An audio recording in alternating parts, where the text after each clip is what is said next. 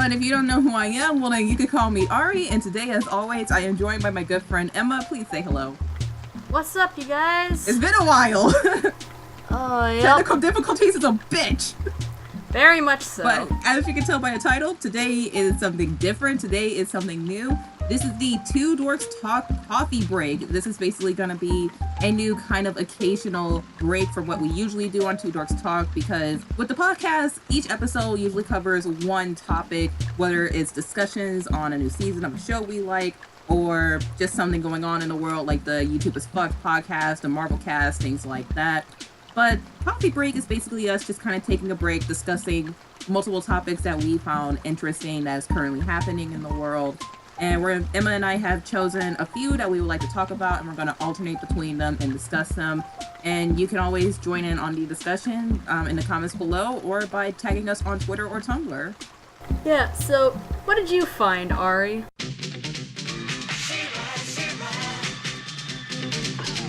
I am Adora, He-Man's twin sister and defender of the Crystal Castle. Well, my first one is the new She-Ra controversy, because about a year ago, She-Ra was announced for a Netflix reboot, and I remember texting you about this, asking you, what did you think about this? Do you think we actually need this?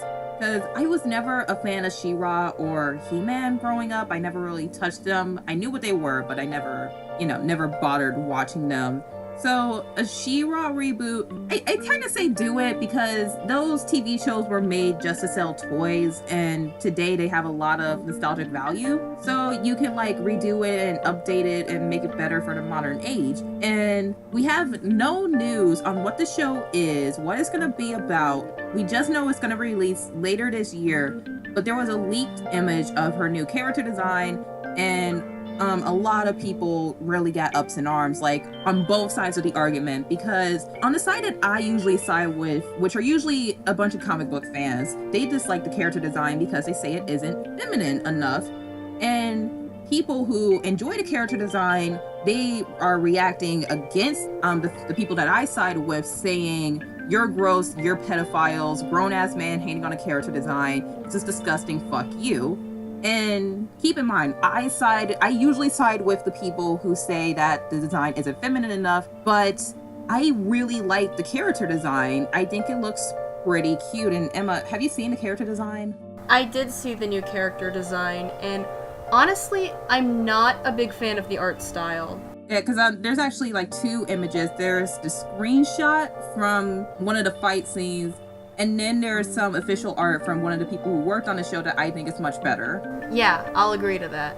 Because the promotional image does look very good. It looks very polished, and I honestly am a fan of the character design, but the screenshot from the actual episode does look a little awkward and flat compared to, at least to the backgrounds.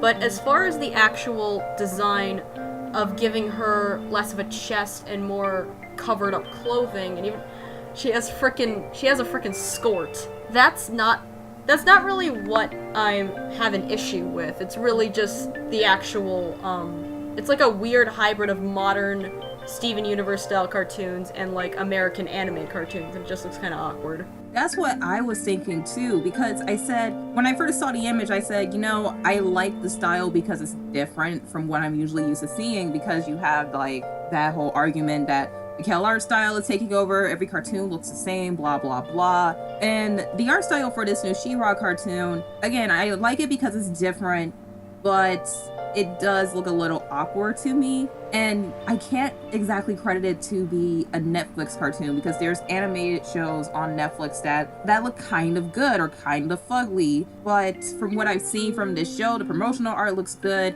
the backgrounds look good, the character designs, some of them are alright, like the She-Ra design, but from the other character designs I've saw, I'm not a big fan of them. I think I'll need to see a promo or a trailer before I decide on animation and design quality, really. But the main argument as far as She-Ra's design was mostly stemming from people claiming that those who didn't like the design are only saying that because she doesn't have tits anymore. Yeah, and here's the thing. She looks like a teenager. Because she's supposed to be a teenager. I know. She looks like she's at least 13 years old. And if you ask me, she's pretty cute. I mean, Princess of Power, this is what I kind of imagine her being.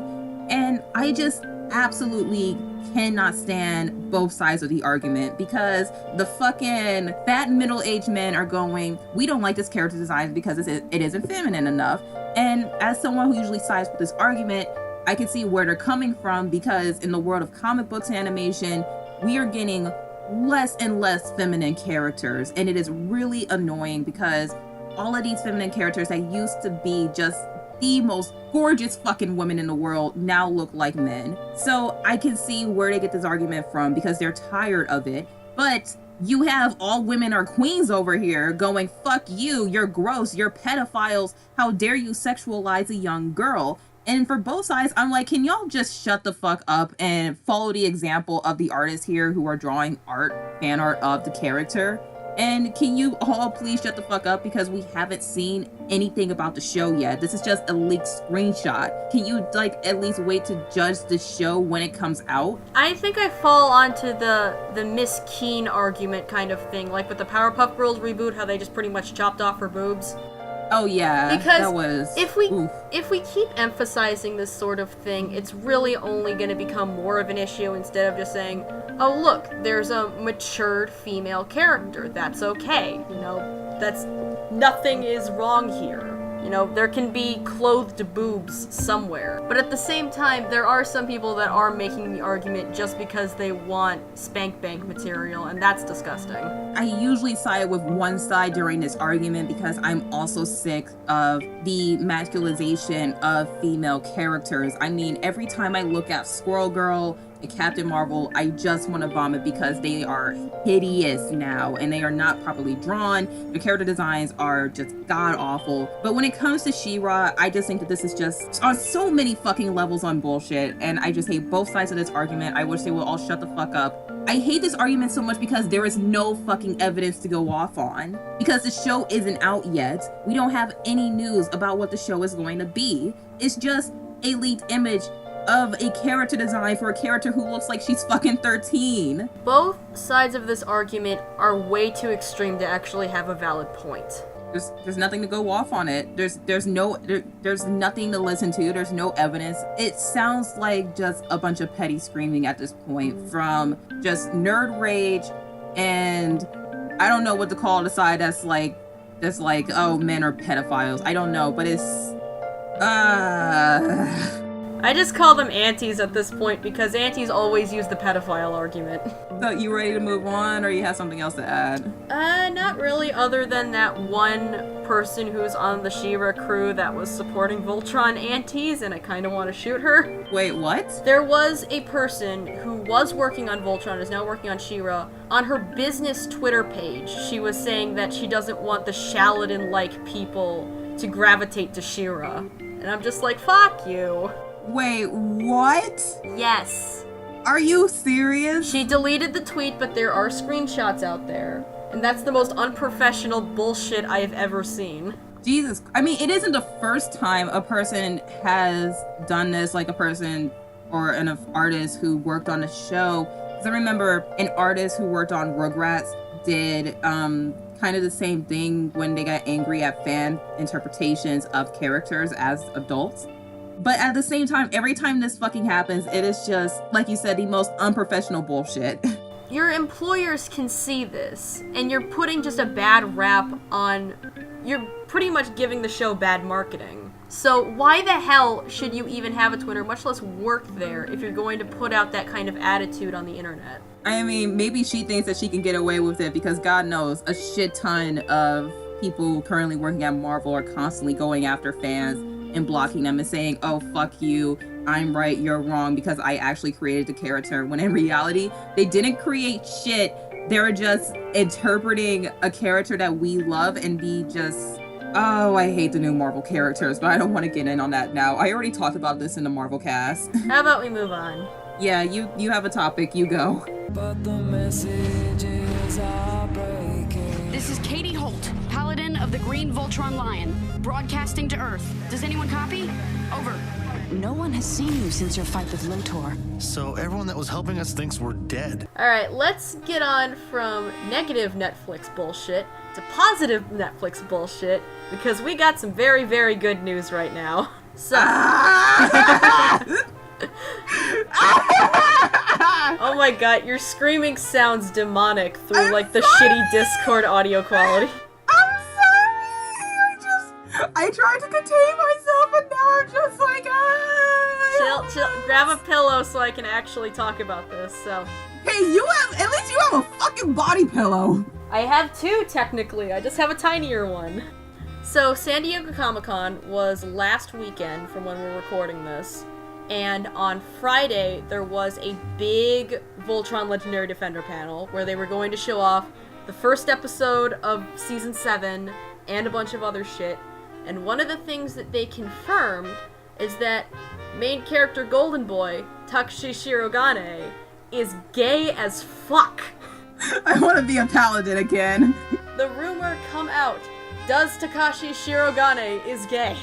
He is a homosexual. Oh god, it is just...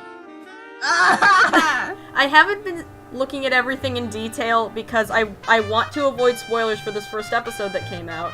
I'm failing at it, but I'm trying. But pretty much, there is a character from the Garrison named Adam, who was Shiro's significant other when they broke up because of the Kerberos mission. But they did confirm that it was a very long-standing relationship between the two of them, so years we're talking about. Which, this is such big news, and I am very happy that they went through with this. And they broke up because he left. They broke up because he left. Apparently, Adam was concerned for his health, which makes me concerned that on top of all of this shit, Shiro was sick somehow? Why they gotta do my boy dirty like that, seriously? Because he's Space Daddy, and Space Daddy needs to fucking suffer. He does need to suffer. He's the definition of the trope of, immortal but horribly death-prone. Oh god. Because nothing will kill him, but at the same time, everything is trying to kill him. But yeah, he's lived! I mean, come on, the only reason why he lived in the D&D episode was because his twin brother came back. Yes. Anyway, Shiro was gay as fuck! Yeah, Shiro was confirmed gay, and honestly, this is probably the biggest news regarding kids show characters being gay that I've seen in a long time. Because when you think about the subject, you probably think of, maybe a few background characters from other shows. Steven Universe comes to mind, and... Gravity Falls did it. And Legend of Korra, but all... Okay, well, Legend of Korra was, they didn't plan for Korrasami to be canon, but they just made it canon at, the last minute. That's the thing.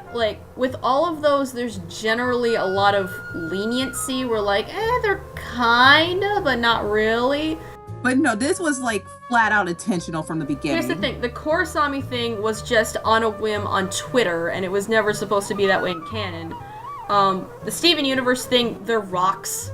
They're just rocks, and half of them look masculine anyway. And they don't have a gender, but in Steven's Universe canon, in order to avoid, salty, cancerous soccer moms, they said that Ruby was a male, when in reality we all know that they're female, because how does Ruby, a male, have titties? Exactly. They're tiptoeing around the issue, is what we're trying to say. And with Gravity... But everybody knows Garnet is gay as fuck. And with Gravity Falls, even though they were kind of just explicit about it, they never officially said they were gay, and it was kind of for comic relief, and it was a background character. But Shiro is a long-standing main character who, it's not being revealed last minute at the end, it's being revealed smack dab in the middle of the series because it's not that big of a deal. And keep in mind, this was intentional from the beginning. When Voltron started, the staff promised there would be some gay rep, and this entire time, I was always expecting for it to be a background character because this is how it always happened. I said, oh, maybe it's gonna be Matt, or maybe they can have some Bi-Alora, or to an extent, I very, very slightly thought maybe it could be Lance, because Lance Lance is a total fucking disaster bi. Bi Lance is like the biggest fan headcanon thing in the entire show. Okay, it's not. Lance is fucking bi as fuck. He He's a disaster he bi. is. But no, it's our fucking space uncle. Technically Space Dad now because the clone's gone. No, but Shiro said that he's a space uncle. that was the clone, and they're brothers. So come on. Here's the thing: they indirectly said that Space Dad was actually canon because the clone is like his brother, and the clone said he was Space Uncle. Oh no! Then they had. Oh no! I love it. I love it Damn so much. But okay, so do you remember like way back in the show's fandom when there was that official art of the characters holding up these signs? This is kind of vague, but it's kind of early in the fandom. I'm trying to remember what it was. It was Pidge and Allura holding up a gender sign. Keith and Hunk were holding up a race sign, and then Lance and Shiro were holding up an LGBT sign. Really? Yeah, I never saw that. That was way back in like the show's fandom. I never saw that because I started watching Voltron when season 2 was out. Yeah, this was like season 1, season 2 gap where this happened. So they planned this from the very beginning. Again, they said that there would be some rep at the beginning of the show, and it's our fucking like people were using it to try and say that Chance would be canon, and that's mostly where the Bi Lance stuff came from because hey, he's holding up the sign. But we never knew what was going on with Shiro until now. And it's a fucking main character too, a well-established, very beloved main character. It's a main character, which means that being gay is not his defining character trait. Thank fuck, because this is something I've been wanting to touch on all weekend. All fucking weekend, so get fucking ready. You have no fucking idea how many comics I've read, how many webcomics I've read, how many TV shows I've seen that have the most shitty fucking gay characters because being gay is all that they fucking have. And I'm the type of person who doesn't care about diversity or representation. I used to back when I was younger, but then I realized just how people fucking react to like having like a gay character and how people just make gay characters just so they can be gay. And they just come up and create the most shitty fucking gay characters because they have no character at all. And diversity and representation is something that I give zero fucks about anymore because it's just been done so fucking poorly and I just don't care. It doesn't matter to me anymore.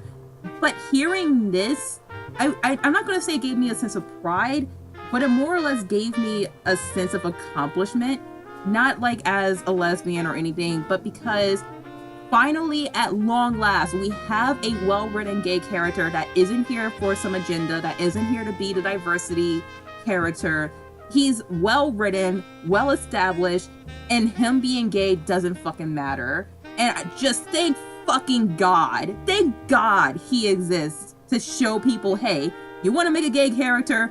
Actually write the fucking character. This is the one time that I have seen gay representation in media and haven't thought, oh, they're just doing this to please the Tumblr bait.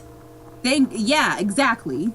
Like, no, this is a character I love to pieces for a million reasons, and it's not just because he's gay, because I found out he's gay 2 fucking days ago. Emma, all of a sudden, us cosplaying as Shiro and Keith makes so much more sense right now. I love it. Oh my god. just hearing this news. The curse of the white-haired disaster gay strikes again. Well, when you think about it, white is just all colors mixed together.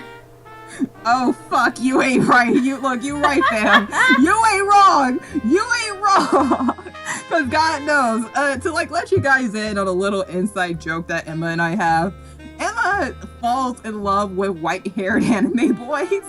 And those white-haired anime boys either end up being gay, crazy, or dead. Well, gay, taken, or dead. Or all 3 at the same time.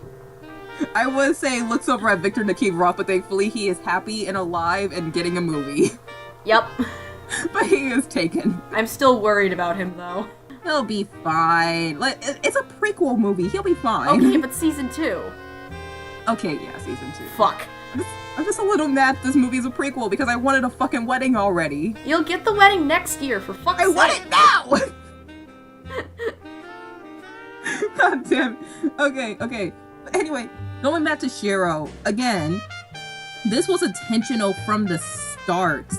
And it's just something that you don't see and you don't expect because you've come to not expect it. All the gay characters are usually side characters and supporting characters.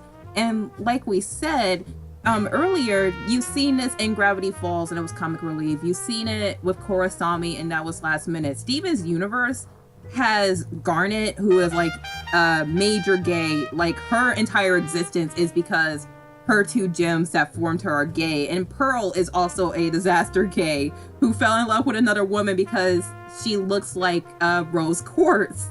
That's a minor spoiler for season 4 right there, sorry. But no, Shiro is a main fucking character who both of us love to pieces. And he's gone through so fucking much. He was a gladiator, he was cloned, he suffers from PTSD. He died 5 times. He died several times. And god damn it, this fucking character is the strongest. I love this man. He's just so strong. He's so strong. And he isn't perfect either because there are times where his fear takes over his rationality. But he's the leader of Team Voltron and he's there for his team and he's god, I love Shiro so much. I also just want to die in his big beefy chest. Shiro in a tight shirt. Yeah, that's the one thing that people are freaking out about today is that apparently that there was a special Comic-Con exclusive trailer that showed Shiro in a tight tank top. So titties. Didn't they say that the first episode of season 7 was gonna be for sheep fans? Yeah, here's the thing, all the news that I've been hearing about this first episode is Sheath related, and I love it. God bless America. Sheath is canon. You know what? Shiro being gay means that to somewhat all of your gay Shiro ships are canon. Yes, exactly. Shalora found dead in Miami. A little bit. Just a tiny bit. Okay, but condolences to Shalora because you are dead as fuck. Rip in pieces. At least you're not a part of Attack on Titan fandom because we lost another great ship. Oh, sad. Yeah, you are going to hate this next season. Oh boy. Not season 3, but whenever they adapt what's going on right now, which season 3 is going to be 24 episodes. Speaking of which, season 7 of Voltron is going to be 13 fucking episodes. Hallelujah, holy shit. And it's coming out in 2 fucking weeks. Well, August 10th. Well, 3, but still. Oh yeah, you're right, 3. Like, jeez, they won't even give us 2 months to breathe. Sorry, that was That's my dog. Oh no. Didi, get the fuck out of here.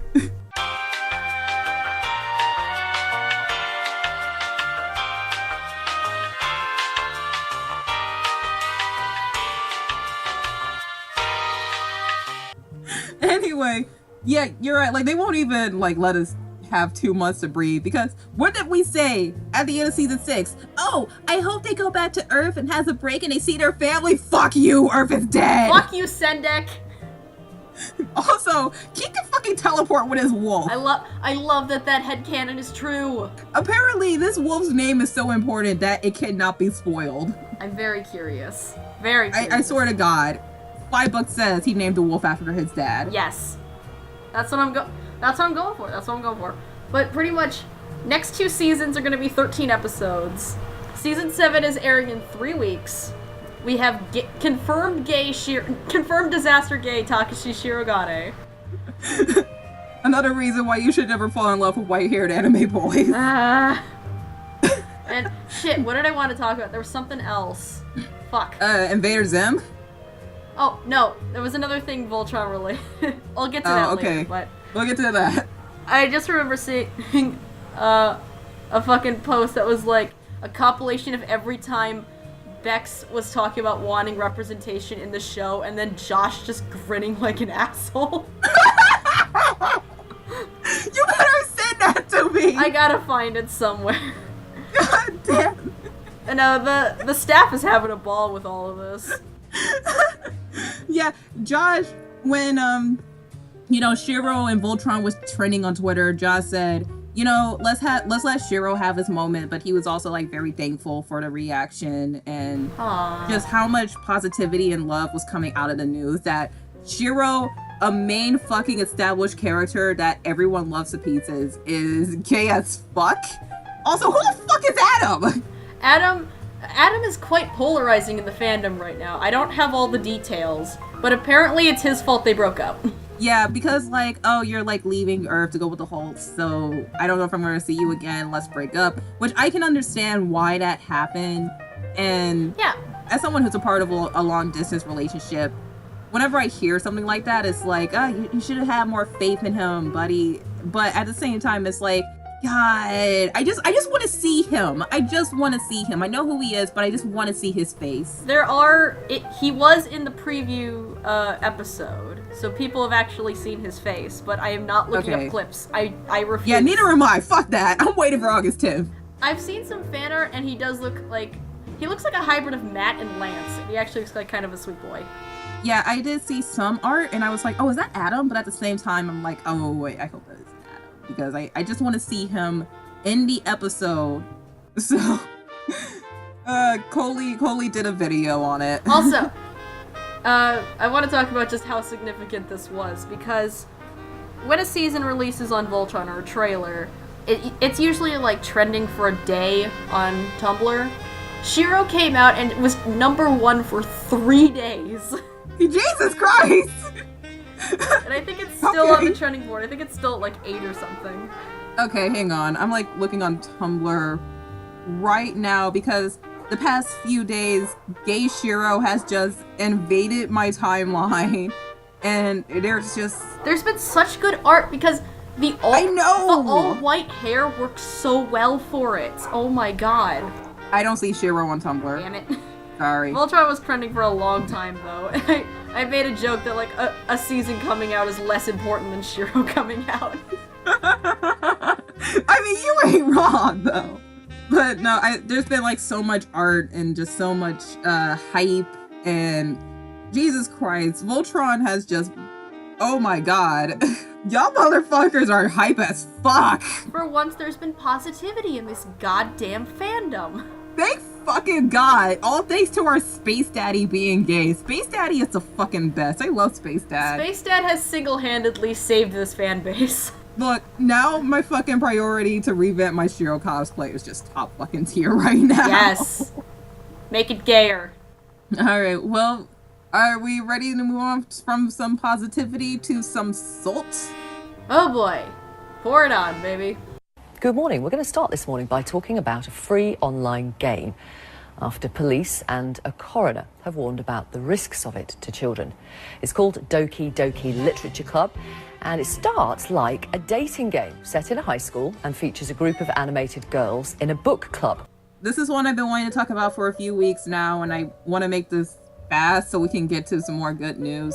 But in case you guys haven't heard, video games are once again the subject of controversy thanks to Doki Doki Literature Club, because a young boy from the UK, I believe, he was in his early teens, played the game and committed suicide. And although the game has been linked to his death, Doki Doki Literature Club has been labeled as the cause of his death. Actually, this is something I'm particularly salty about, because it wasn't actually Doki Doki Literature Club. Did you hear about this? No, I did not hear about this update. It was actually Mystic Messenger. But Doki Doki just got all the press. Why was that in a fucking PewDiePie video and I didn't listen to it? It was actually Mystic Messenger, but Doki Doki was somehow labeled responsible. Yes, so there's a pretty infamous news coverage going around that PewDiePie talked about, Aki Dearest talked about, and it is just the most misinforming shit, because it doesn't go over the fact that the game on the Steam page, and as soon as you load the game, it says that this game is not suitable for young children or those who are easily disturbed. It gives a warning, but the news story says that it is a game where you romance young teenage girls, and later in the game, and this is a spoiler for the end of Act 1, so if you haven't at least finished Act 1 of the game, then please skip ahead to the next story. I'm going to, hopefully I remember to put time codes for which story we're talking about in the description so that you guys can skip ahead to the next story we're talking about. Bruh, it's been out for like a year. How do people not know the spoiler already?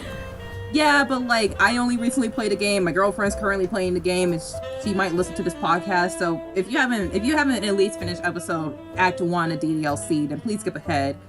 But basically, the news story only covered that the fact in the end of Act 1, a character named Sayori, who you have the option to romance, and you later find out that she has been severely depressed since childhood. She commits suicide and she hangs herself. And this is because no matter what you pick in the game, because you have two options, but both of those options basically read as make it worse or make it worse, she commits suicide, and that's where the game gets dark. Because everything before that was kind of happy-go-lucky. Then you find out Sayori is severely depressed. Then she commits suicide. End of Act 1, everything is fucked. Pretty much. And that's all the news story covered. They didn't cover the warnings. They didn't cover the fact that this game wasn't suitable for young children. They just said this young preteen boy committed suicide because he played a game. The news blamed it on the game. His parents blamed it on the game. They said this boy died because he played a video game.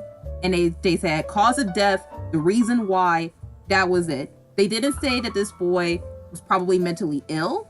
They didn't say that this boy was also probably severely depressed. They didn't say anything, because here's the thing. A video game is a video game. It is a form of art, it is a form of entertainment, and it is ultimately harmless. Now, can the young be kind of impressionable about video games? Yes, but they are also impressionable about everything. To quote the beginning of Johnny the Homicidal Maniac, Hey, I'm gonna re-record this part because what I said wasn't all that book accurate, and I feel like this portion of the podcast would be much, much better if I just read the text from the book itself. And I have the book in my hand, so I'm just gonna read this one panel and then get back to our regularly scheduled podcast. Any pile of stunted growth, unaware that entertainment is just that and nothing more, deserves to doom themselves to some dark cell, somewhere for having been so stupid. Movies, books, TV, music, they're all just entertainment, not guidebooks for damning oneself.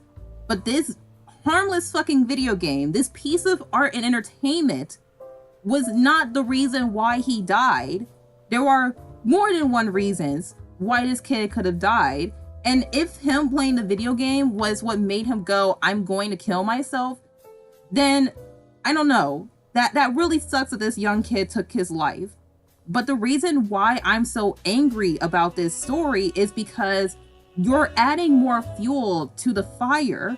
You're giving false information to people who think that they're right about video games being evil and should be banned from young children and this, that, and the other. Because God knows, this fight has been going on for long enough. This has started back in the 80s.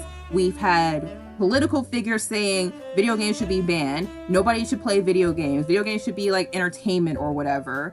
And this is still going on today. Australia banned GTA 5 years ago because you could kill women in the game. And they said, oh, you can kill women, banned, when in reality, you can kill fucking anyone in the game. Okay?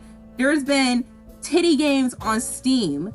We're kind of going through a process of being banned. We had the waifu apocalypse, and then Steam said, hey, we're not gonna ban anything unless it's like a troll or something, because I, a grown-ass man, am not going to tell you, a grown-ass man, what to play or not.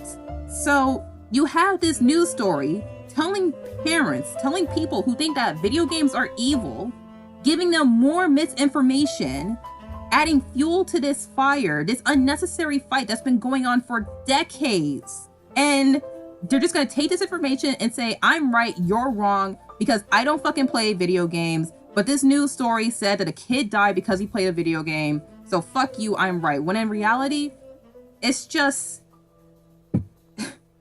it's just adding to the ever increasing idiocy of humanity, basically. And I'm sorry I can't like articulate my exact thoughts and feelings on this, because I'm trying to be as calm as possible.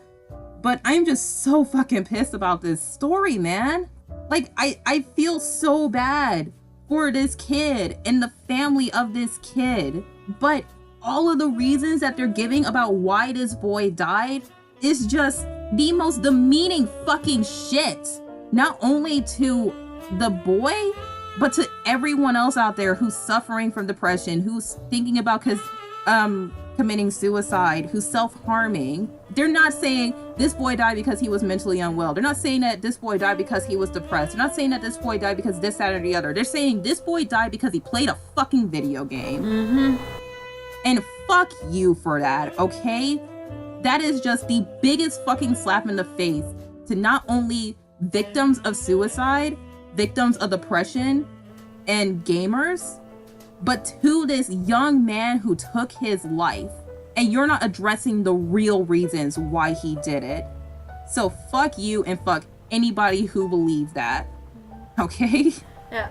Another part of this story that really pissed me off was when they said that the graphics were aimed towards children.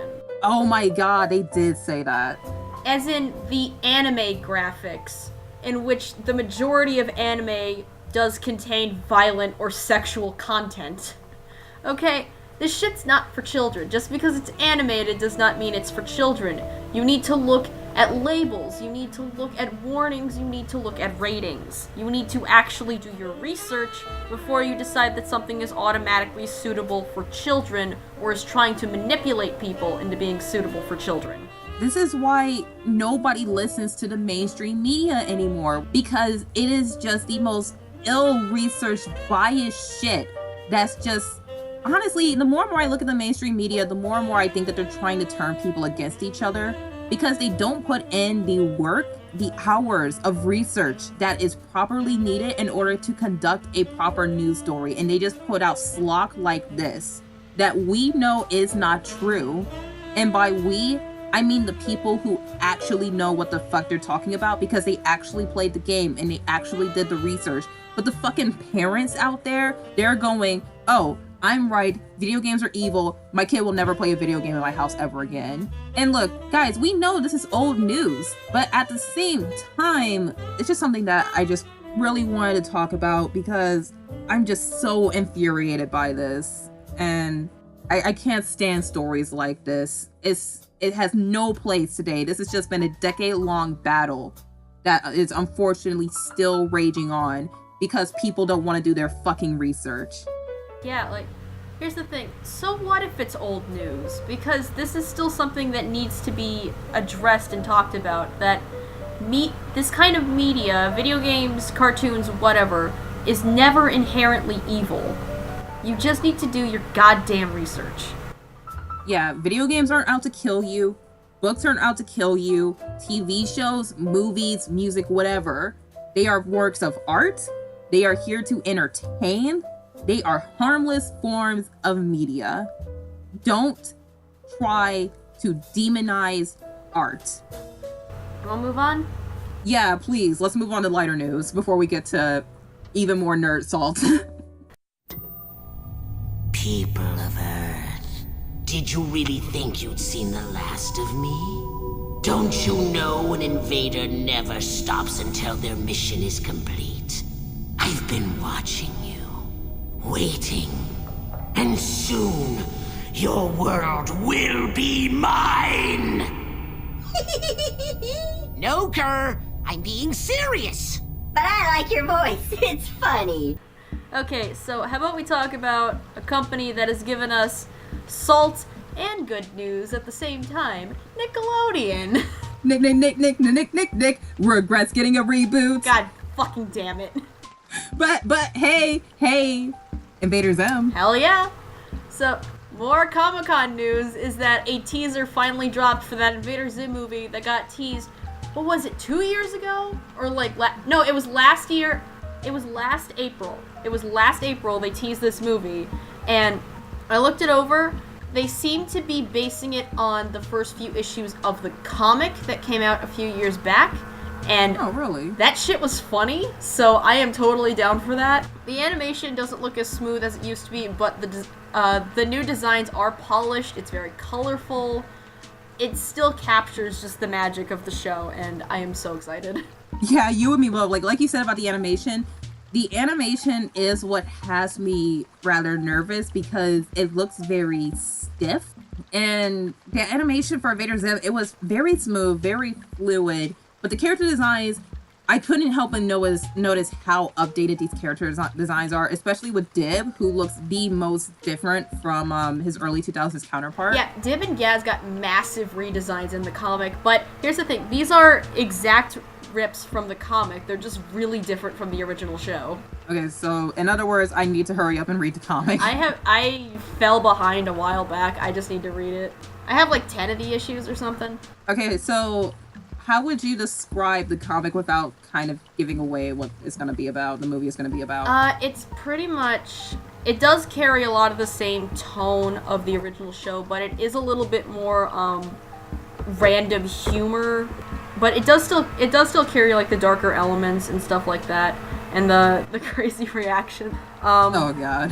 If you want to get like just some feel of what the humor's like, there is one comic issue that is my absolute favorite, where the entire time Zim is dressed like a hipster. Jesus Christ, are you kidding me? It's the funniest shit I have ever seen. Oh my that is something that he would do though. Hipster artist Zim is my favorite thing of all time, and I Hipster hope to artist Zim, holy shit! I hope to God they do that in the fucking movie. That is something that he would do. I know they're doing the return comic where like they pretty much reintroduce the characters just from what we've seen, but I really hope they do some of the other issues that were just so fucking funny. Jesus Christ! So in other words, this is gonna be funny as fuck. This should be pretty good. Yeah. Okay. Because the impression I got in the trailer was that this was going to be kind of like the quote-unquote final battle between Zim and Dib, because Dib has always been trying to expose Zim as an alien. And, you know, when I say quote-unquote final battle, I do have just a little bit of hope that this movie will do well enough that Nick will bring back Invader Zim, because as we all know, Zim got canceled prematurely because of low ratings, and the audience at the time was kind of niche. But it became a cult classic, and for years, fans have been screaming at Nick to bring back Zim. It's been 84 years. Well, actually, it's been 17, but still. Jesus Christ, has it? Yeah, the show aired in 2001, came back in like 2006, and then now it's coming back for a movie. So this has been going on for almost 2 decades, for my entire lifespan. Oh my god, that's kind of insane. Just like this fucking show. That's true, but I just have like some hope that they will consider bringing Invader Zim back, because Zim was one of 3 movies that was slated for Nick out of the whole 90 Kids shows. You have Rocko's Minor Life that came back for a movie, which I heard was really good. And then there was Hey Arnold the Jungle movie, which actually concluded the series. But Zim never had a proper conclusion. I'm hoping that the stuff from the teaser is really just like an opening gag of sorts, and then the rest of the movie is just wrapping up all the bullshit that's been going on. Because there were a lot of unfinished episode scripts that were so good. Like, they were funny, they developed the characters a bit more for once in their goddamn lives, and it was actually really good. I'm pretty sure a lot of the people working on the staff and the original creator would like to continue working on Zim for just 1 or 2 more seasons to conclude the story. And if this movie is the beginning of that, then I am all for it, because I am so excited for this movie. I want more Zim. I've been wanting more Zim for years. I've been hoping and praying that he would come back in one way, shape, or form. And here's the movie. And if the movie does well enough, then maybe Nick will consider bringing back the show, because God knows Rocko's Modern Life, the movie, that basically just came back for jokes. And like I said, Rocko had a proper conclusion, and Nick tried to censor the movie, but the original creator said, if you do this, everyone will hate it. Nick came back a day later and said, do whatever the fuck you want. I'm hoping that with the Zim movie, it was the same fucking thing. Or they didn't even bother asking because it's Invader Zim. You can't do that. Fuck with Invader Zim. You can't fuck with it.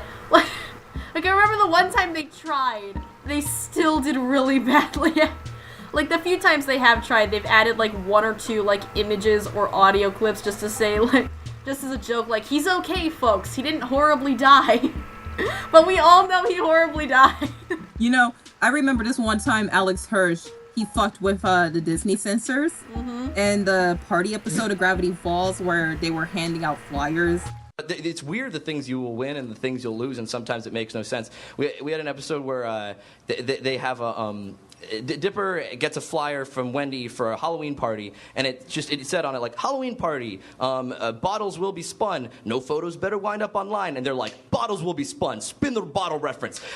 Impossible, never on the Disney Channel. I was like, all right, like you could watch Happy Days and like that wouldn't be offensive. Like, what decade are you guys living in? And they're like, the party is unsupervised, what could happen when they spin the bottle? I'm like, people will kiss each other.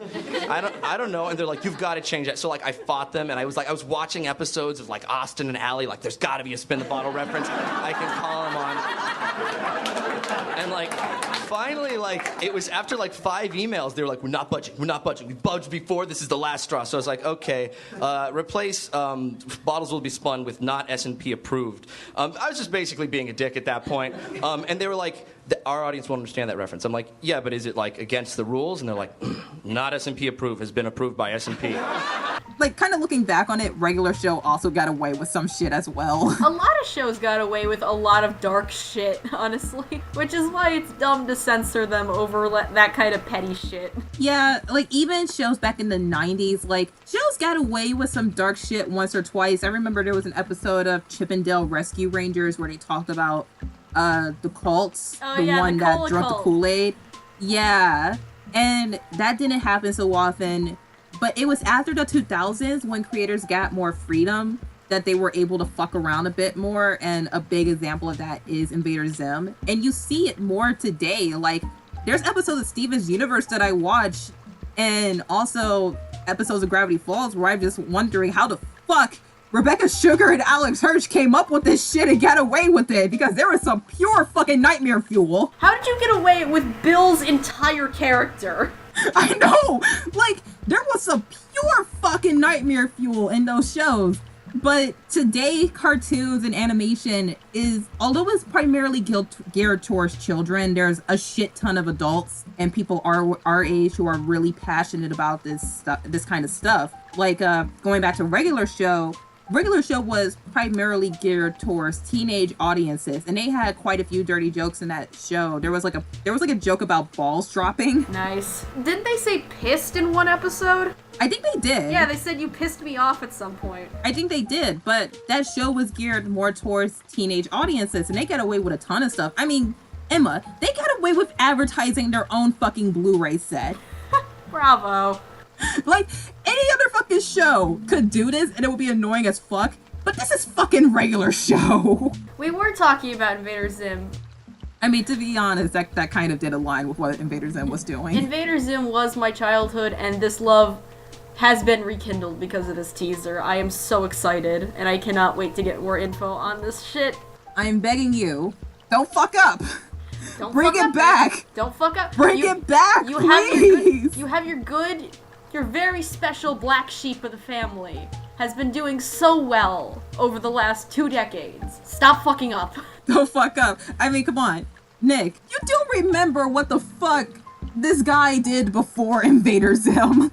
You gave him a TV show. This is your fault. We both read Johnny the Homicidal Maniac. This is your fault, Nick, and now you have to run with it, because what the fuck else do you have under your belt? What do you have going for you right now, hun? Guys, please, when the Invader Zim movie comes out, please show it all of your support, all of your love. It doesn't matter if you have cable or not. Please just show that you love it, show your support. Hopefully we can get it back.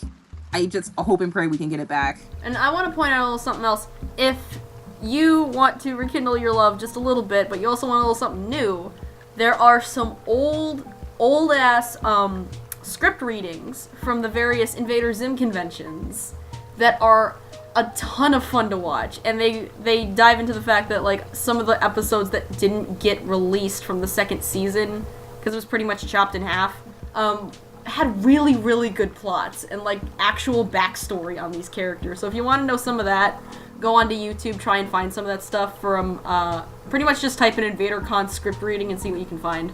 Oh yeah, that sounds really cool. I'm gonna have to look those up. I highly recommend The Trial. That one was really Trial? good. Yes.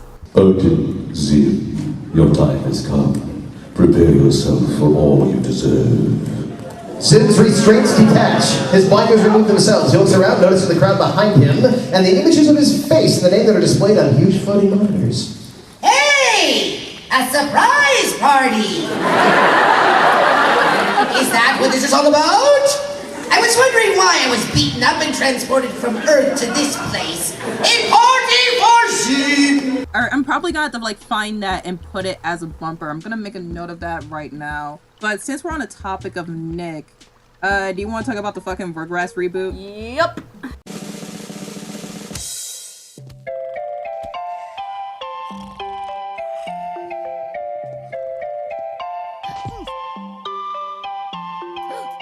I know that we said that we're gonna do something lighter, and trust me, this next thing I want to cover is just gonna be so pure and kind. But fucking Rugrats is getting a reboot. Nick, you never fucking learn, do you? No, I mean, okay, Rugrats getting a movie, I would be totally fine with that. Because, you know, like I said, Zim is coming back for a movie, Rocco got a movie just to tell jokes, Hey Arnold got a movie to conclude the series. If you did one fucking fan service Rugrats movie, that would be fine. They did make a shit ton of Rugrats movies, and honestly, they were okay. I liked them as a kid. They made 3. I think they made like They made 3 Rugrats They movies. made a lot. They made a Thornberrys crossover. They made a different. That was the third They made one. a different one, and then they made one where they were in Paris. Those are the ones that I remember. Yeah, there was Rugrats the movie, which introduced what was that? What was the baby's name? Oh fuck. Tommy's little brother. Dill? Dill. Dill Pickles. Pickles. Just Get Dill it? Pickles. Get it? Say that out loud. Didn't that go over your heads, kids? I just now understood that. Congratulations, Ari. I'm 19 years old and I just got that joke. You have just witnessed how fucking slow I am. But no, the first one was Rugrats the movie, where they got introduced Dill Pickles, which fans of Rugrats say after the first movie the show went downhill because Dill was not a good character. He was just a baby.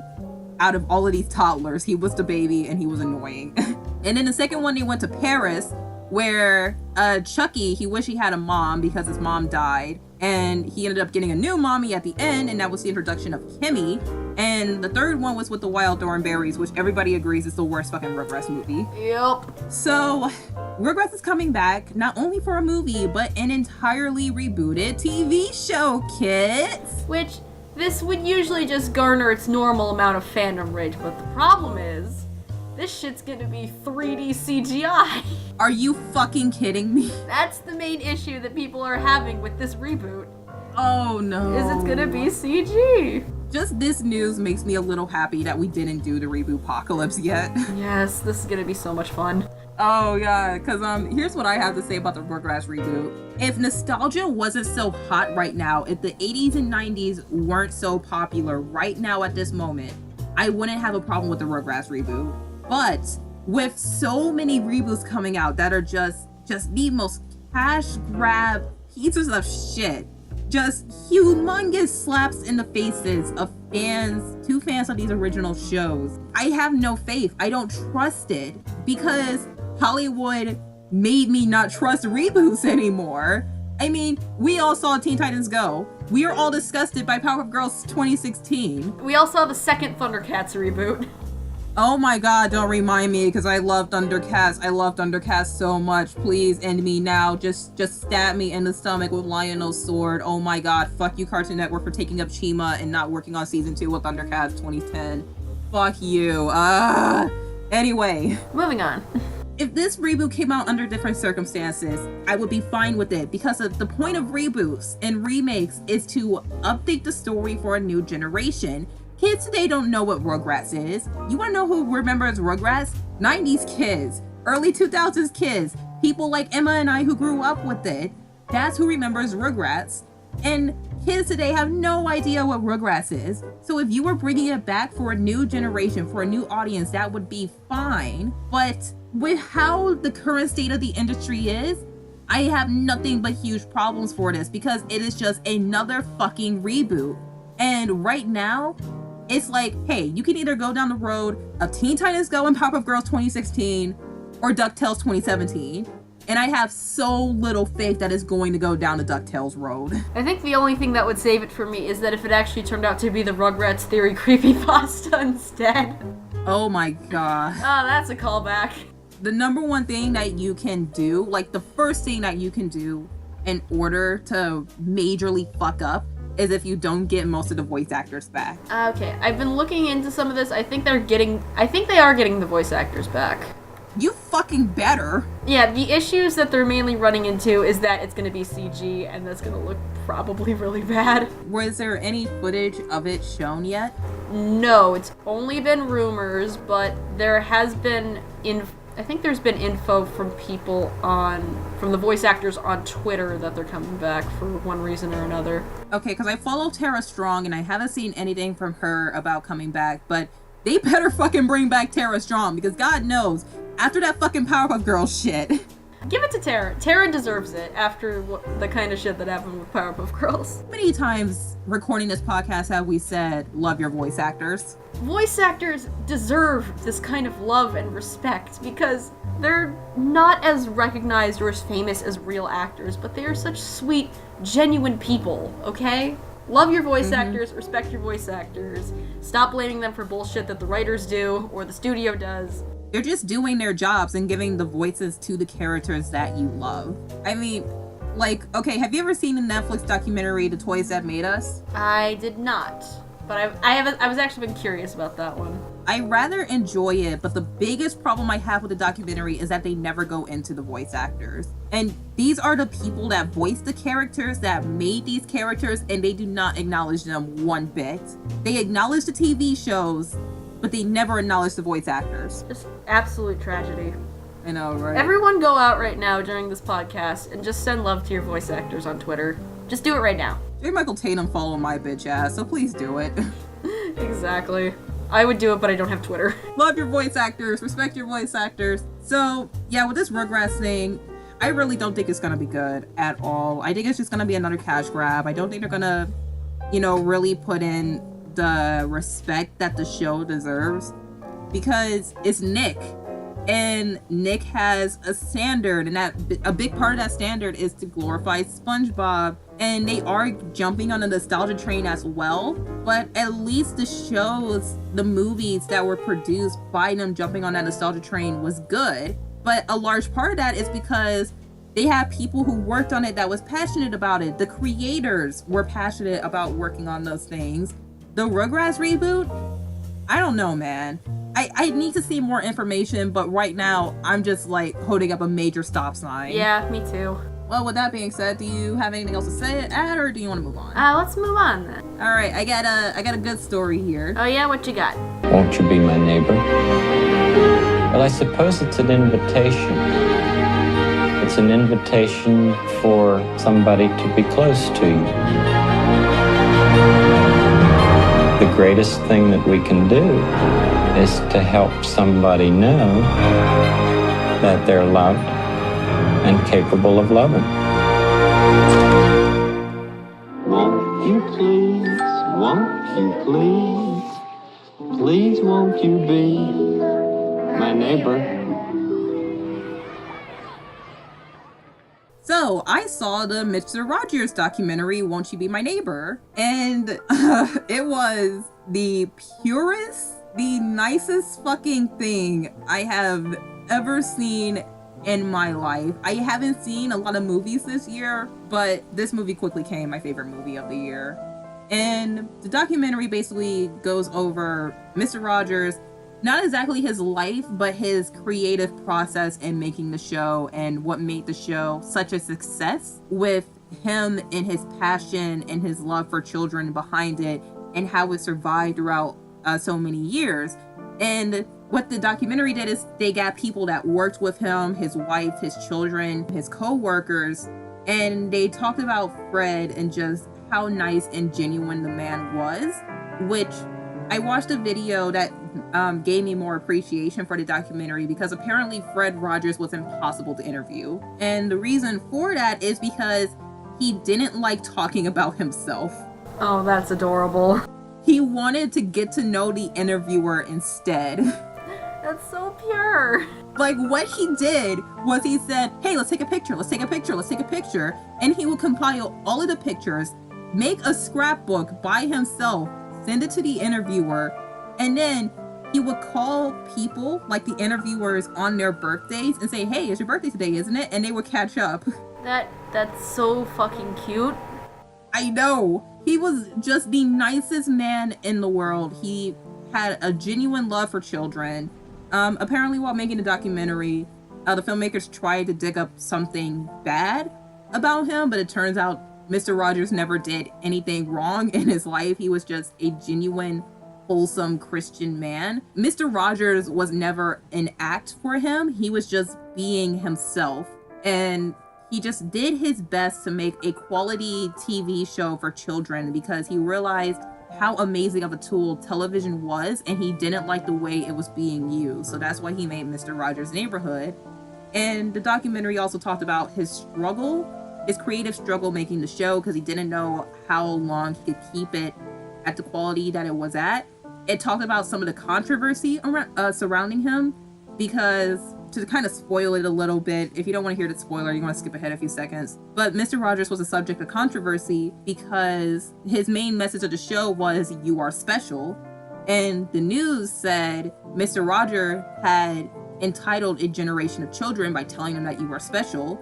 And at a college graduation, he addressed this by saying, what I mean to say by you are special, it's obviously that you don't have to do anything important in order to be loved and remembered. And shortly before he gave this fucking speech, get ready for this fucking pure ass wholesome shit. But shortly before he made that speech, he met a girl who was graduating that day. She was in her robes and everything. And she said, hi, Mr. Rogers. And she told him that back when she was in preschool, she couldn't go to preschool because she was disabled. She wasn't able to go to preschool. So you want to know what her mom did? Her mom would sit her down in front of the TV every day and tell her to watch Mr. Rogers.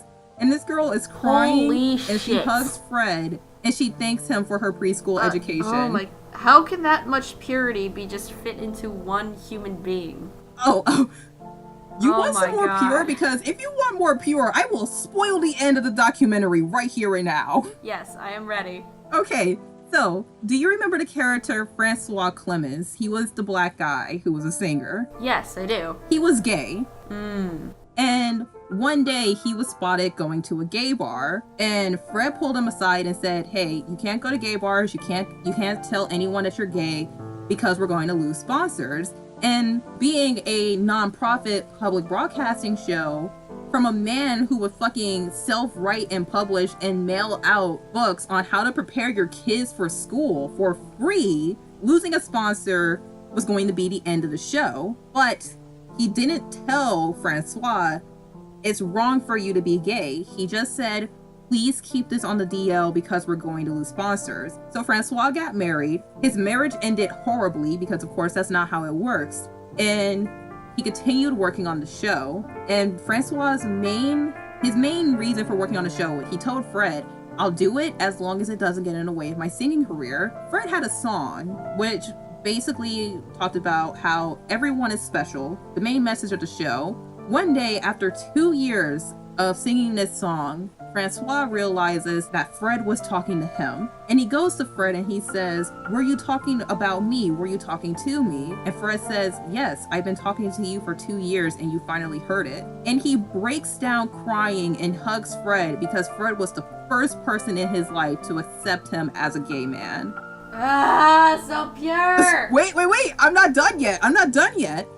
So, at the end of the movie, they show Fred's funeral because he died in 2003. And when the funeral is over, they walk outside and the Westboro Baptist Church is there. And they're yelling and screaming and holding up the God Hates Fag sign because Fred Rogers supported a gay man. And the people who attended the funeral and who talked about this part of the movie they didn't say they felt bad for Fred. They didn't say they felt bad for the people who came to protest a dead man for supporting a gay man. They said they felt bad for the kids because the kids looked so tired. They looked like they didn't want to be there. And they said that if Fred saw this, he would just break. Just looking at the kids and how unhappy these kids were because clearly they didn't support their parents' message. They were just told to be there. And here were just these fucking assholes outside of a man's funeral just ridiculing him and telling him that he would go to hell because he supported a gay man. God, at the very end of the movie, everybody takes a moment to remember someone who was important to them.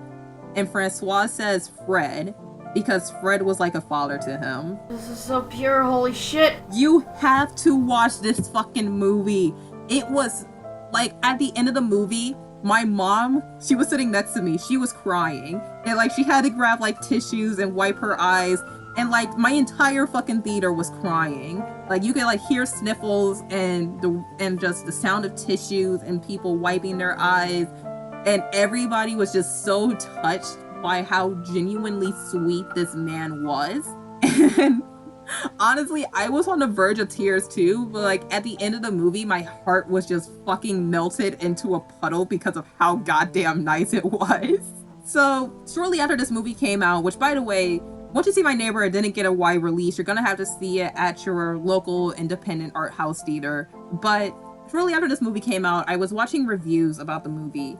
And the people who saw the movie, they asked the question, would Fred Rogers, would Mr. Rogers' Neighborhood survive in the modern day? And that's kind of what I want to talk about, because I grew up watching Mr. Rogers' Neighborhood. My mom did as well. I was kind of the last generation to watch Mr. Rogers, even though I watched him shortly after his death. But I very clearly, heavily remember Saturday mornings with my grandma helping me down in front of the kitchen TV, telling me to eat my cereal and watch Sesame Street and Mr. Rogers' Neighborhood. And, you know, the question of would Fred Rogers survive today, it's kind of like, that's kind of a difficult question to ask, really. Yeah, it's really difficult to ask because the world is just so polarizing now, and it's hard to imagine just like a simple, pure show like this really existing in this kind of environment. Because Jeremy Johns, in his review of the movie, he said, you know, if Fred Rogers was to continue making Mr. Rogers' Neighborhood today, it would probably have a YouTube channel, and you know, with YouTube being the way that it is today, he would just see what's going on in the site and he would just immediately become very depressed, especially with people like the Daddy 05 situation. Plus, he would probably like scroll down and look through the comment and also just get really depressed just reading some of the things that people leave in the comments section of YouTube. And what you said about the world being so polarizing, I can't imagine how Fred would react to the 2016 election, especially since one of the parts during the movie, after Fred had retired from the show, PBS asked him to come back and address 9/11. And you could just see and tell how unhappy the man was because PBS said, you're the only person who could tell them and talk to them. And he was just so unhappy that it kind of broke my heart seeing just how depressed this man was after such a nationwide tragedy. So just imagine how he would feel looking at the 2016 election and how divided the country was during that time and still is now. If you make Mr. Rogers depressed, you know that's big. Like, you fucked up. You fucked up hard. It's just like one of those questions where it's like a big what if situation. Like, just after watching that movie and seeing how nice he was, and one of the parts of the movie talked about how he didn't like to be angry, and he would take that anger out through music because music was his first language. He would play the piano all the time. And just imagining how he would feel today and how just that genuine niceness would survive today in today's world, in today's climate, where it feels like there's a tragedy happening every single week. Like, as soon as the Thai boys get rescued from that cave, there was another tragedy, like days after that. And you just had to wonder, how would he react to this? How would he feel about this? Because news like this, it spreads so fast and it happens so often. Well, this got depressing. I know! And I said this was gonna be nice. It started off nice and it got like really depressing. But basically, what I kind of want to say is, I'm kind of glad that Mr. Rogers doesn't exist today, and I'm glad that he isn't around anymore, so that he wouldn't have to see what's going on right now, because he was just so goddamn nice. Yeah, I'm just glad that something like this isn't tainted by shit like modern reboots or appealing to the modern demographic. Like, it's just its own time capsule of purity.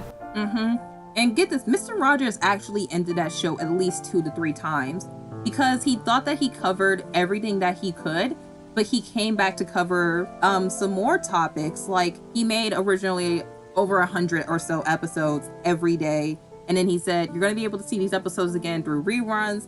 This is going to be it. This is going to be the end. Goodbye. Then he started a PBS show for adults. It was kind of successful, but it didn't have the amount of success as Mr. Rogers' Neighborhood because he had a better outreach towards children. So he came back and he did the show, and he did a week on death, and he did a week on death where he talked about the assassination of John F. Kennedy. He did an episode on divorce where he said, you know, sometimes couples, they love each other and they're happy in their marriage, but it gets to a point where they're so unhappy in their marriage, they don't want to be together anymore. He did a song where he talked as Daniel Tiger, which was basically like him. Daniel Tiger the puppet was basically him, and he did a duet where he talked about that he felt like a mistake. And the entire song was him going, I feel like a mistake, I feel like I don't belong. And it was just, but that holds up today. That survives today, and it survives today for a reason. And I don't really think Fred, he's done enough, really. And sure, today there's a lot more to talk about because he had that outreach and he was able to communicate with children in that special sort of way. So he was going to be able to talk about getting the first Black president. He was going to be able to talk about tragedies like the Boston bombing. He was going to be able to talk about elections and politics and all of this stuff. But at the same time, even though he was going to be able to talk about it, would he be happy doing it like he was when he had to address 9/11?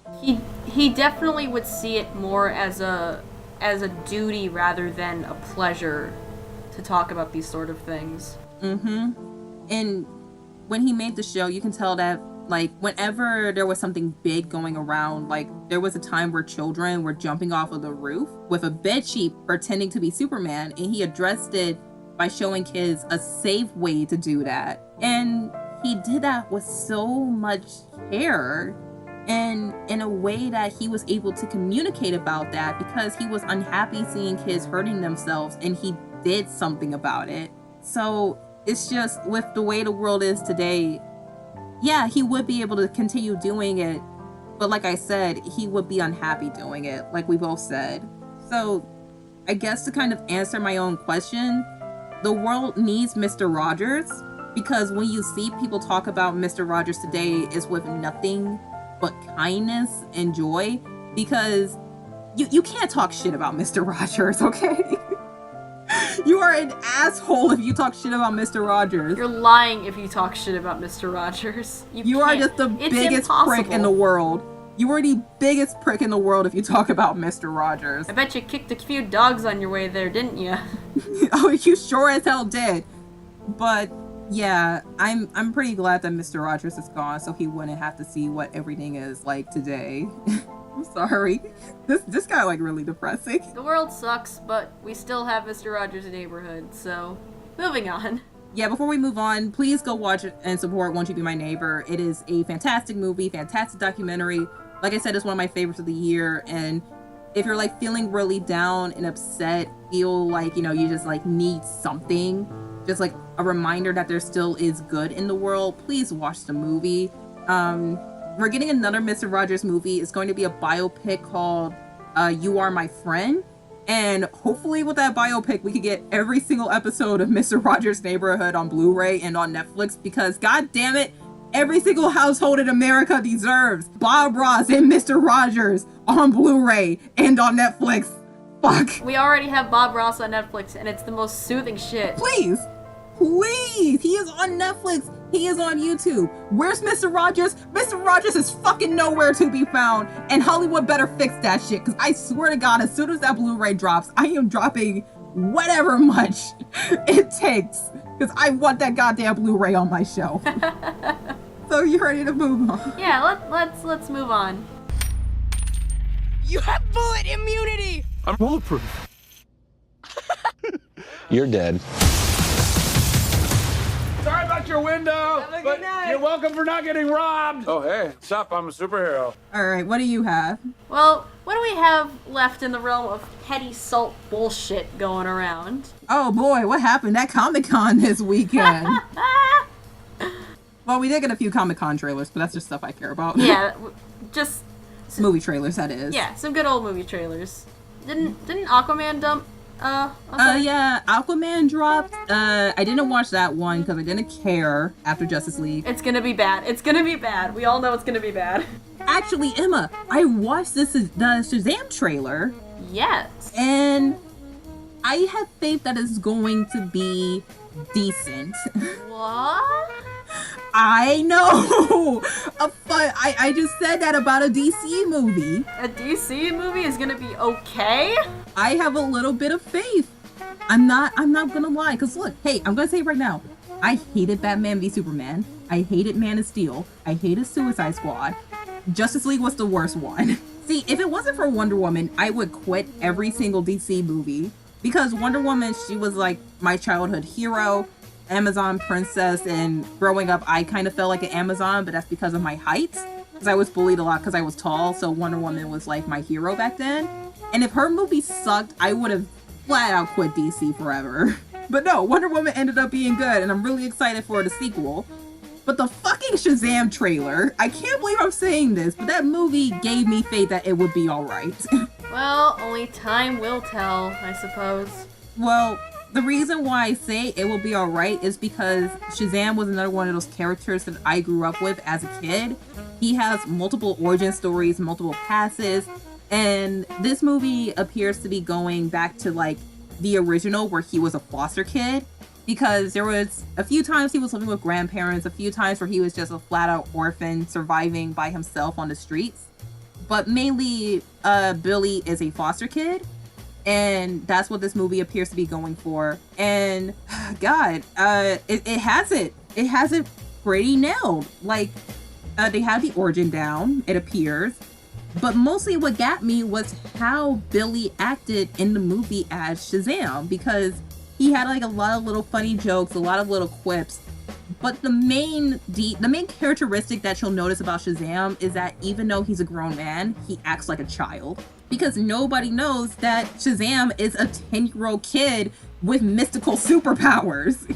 And the trailer, it had like some pretty funny little quips. Like there was parts where they were testing his powers and they were losing their mind when they found out whatever powers they had. There was a scene where he was like, your phone's charged, and then there was a scene where he saved the convenience store and he walked out like, hey, you're welcome for not having your store robbed. By the way, I'm a superhero. And I think those were pretty funny and they got the character down. So will the movie be good? I don't know. Has it gone through multiple reshoots? I don't know. But will it be decent? I have faith. Alright. Some decent news from DC. Just a little bit of decent stuff. What other trailers did they show? Marvel completely dipped because with their treatment of the new Captain Marvel movie, this movie is gonna be ass. I mean, it looks like they're adapting Captain Marvel from some of the worst storylines, which are the modern day ones written by people who don't care about comics. So I'm not fucking seeing this movie because I already know it's going to suck. And Marvel didn't show off anything for the new Captain Marvel movie because we all know it's going to suck. So fuck that. Yeah, I think they're planning to just sweep this one under the rug and just focus on the actual good ones.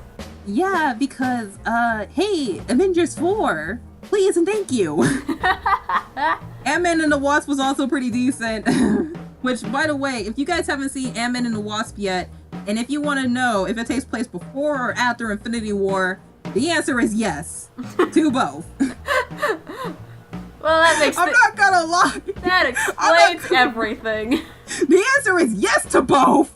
And it was pretty fucking dope. Like, my entire theater was like, what the fuck?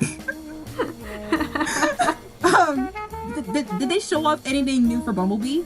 I don't know. Let me look this up real quick because I didn't pay attention to that much stuff from Comic-Con. For once, I was having a social life when all this stuff was dropping. But did you at least see the trailer for the new Bumblebee movie? I did. Have you seen any of the previous Transformers movies? Unfortunately. How many? I saw the first one, and I've seen Good. I've seen like each of the other ones just kind of in passing. All right, what do you mean by other ones? Because you saw the first one good. Like I've seen people actually riffing on the other one, so I actually know why they're bad. But oh yeah, I saw the first one's the only one I've seen in its entirety. I've seen all of them except for the final one because I was like, oh no, fuck that noise. Like I saw the fourth one because I heard the Dinobots were back. Dinobots did fuck all in that movie. So I haven't seen anything for the new Bumblebee trailer. I don't even know they dropped a new Bumblebee trailer, but I am looking forward to the new Bumblebee movie. Yeah, they said it was gonna drop December 21st. The new Bumblebee movie? Yes, that's what they said. All right, cool. Because I'm excited for this one because Michael Bay is nowhere near it. Well, any other Comic-Con news that you can think of? No, because I was freaking out over Gay Shiro the whole time. Yeah, that's true.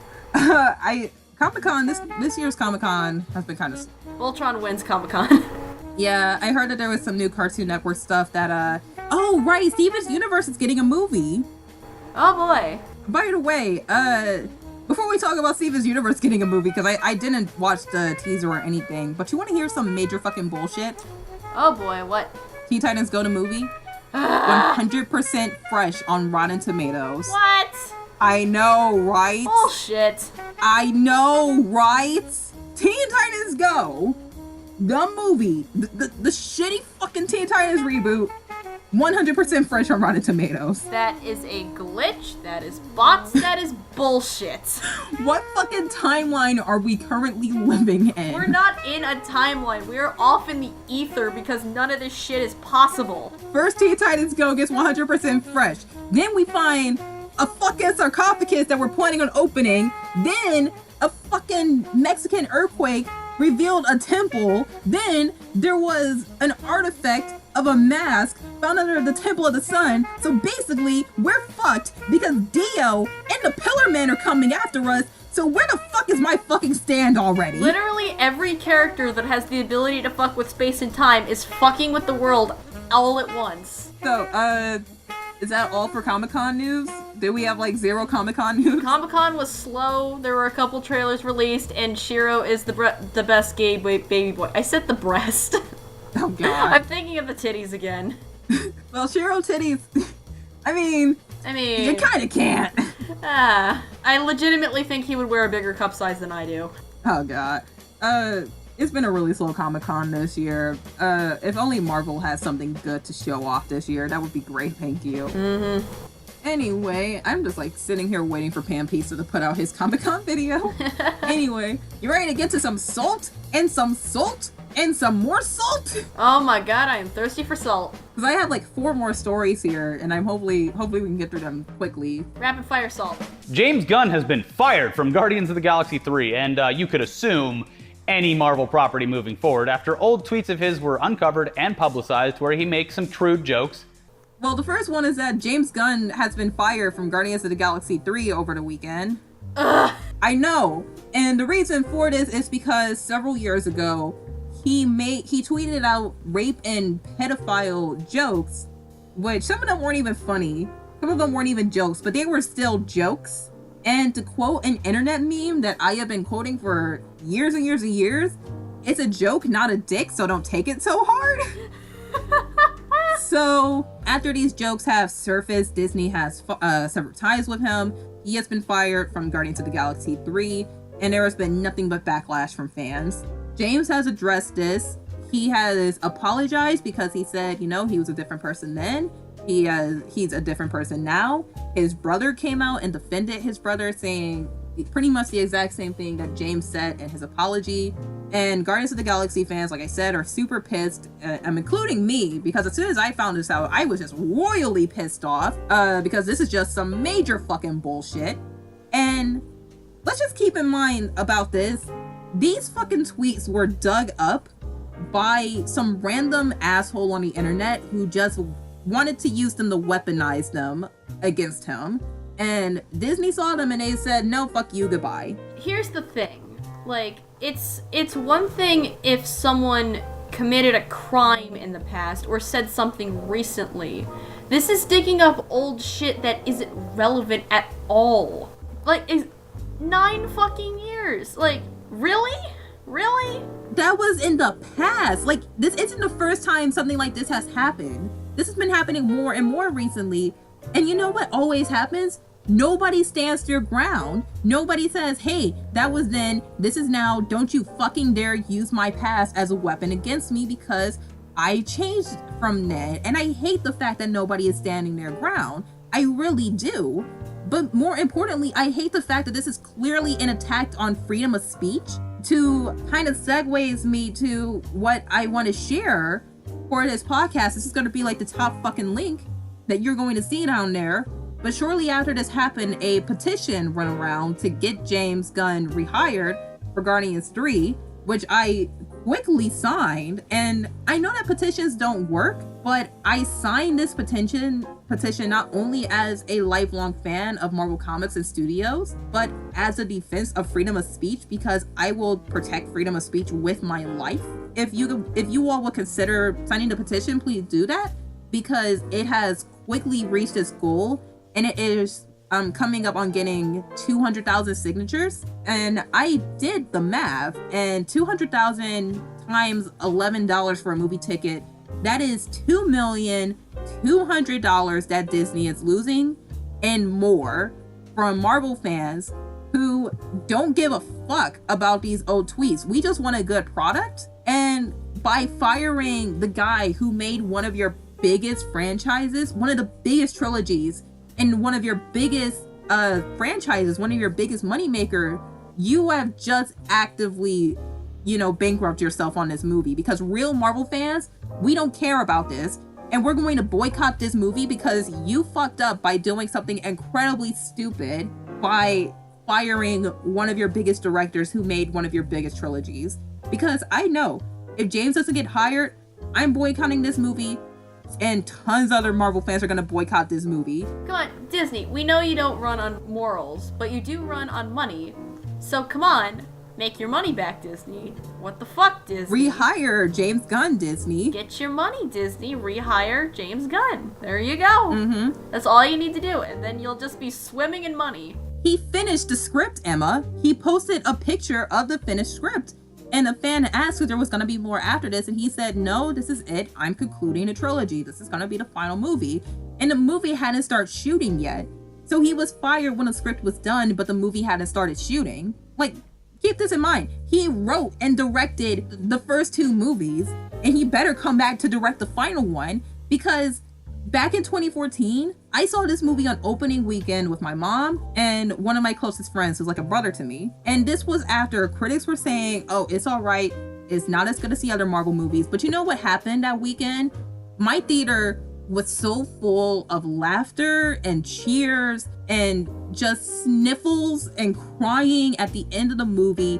And we all walked out of that theater not expecting that a raccoon in a tree would be our heroes. Guardians of the Galaxy 2 came out. I didn't see it in theaters, and I desperately wish I did, because honestly, that movie was better than the first, because it built and expanded on what it did in the first one. It wasn't as comedic in tone. It was a lot more serious, and it had a bigger emphasis on family and friendship and trust. I don't know what's going to happen in Guardians 3, but I know that with the passion and the love James has for this movie and these characters, it is going to be amazing.